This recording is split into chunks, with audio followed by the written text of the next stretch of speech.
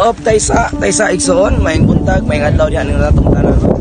Igsoon ako ipambit kanimo igsoon nga gusto lang ko nga na ako i-share nimo pulong sa Ginoo kung naa ka karon sa kapanahonan nga problema na ka nag-uol na ka sa imong kinabuhi labi na gyud sa imong kalisod karon igsoon ang tanan nato mga kalisod pagsulay lang ni sa Ginoo. Ba't kung wala ka malipay karon sa imong kahimtang tungod sa imong mga problema o pagsulay, ayaw pag-undang sa pagduol sa Ginoo ug pangayog tabang sa Ginoo igsoon.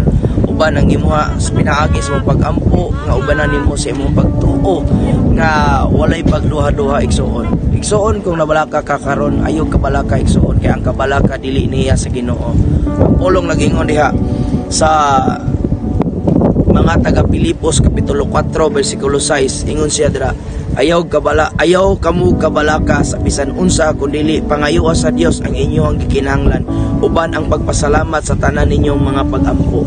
Amen. Pangayoon kuno nato igsoon bisag unsa ato ang pangayoon sa Ginoo ihatag. But take note igsoon ihatag kini sa Ginoo kung ikaw aduna kay tinud-anay og saktong relasyon sa ato ang buhi nga Ginoo.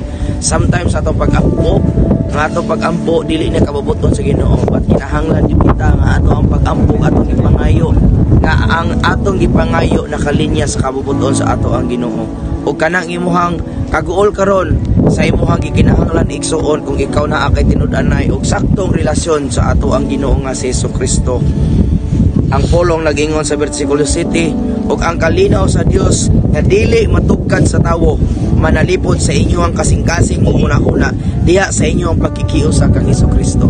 Muna igsuon ang access na to nga maangko nato ang ato ang mga gipangayo ang kana ra gyud ang imuhang tinud-anay nga saktong relasyon sa Ginoo.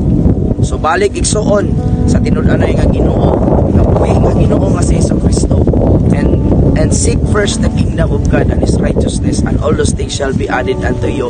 Matthew 6:33. And also I have given to you that Proverbs chapter 3 verse 5. Trust in the Lord with all your heart and lay not unto your own understanding. God bless igsoon, to God be all the glory. Amping ug padayon ug ayaw paghunong sa imong pagtuo diha sa Ginoo. God bless.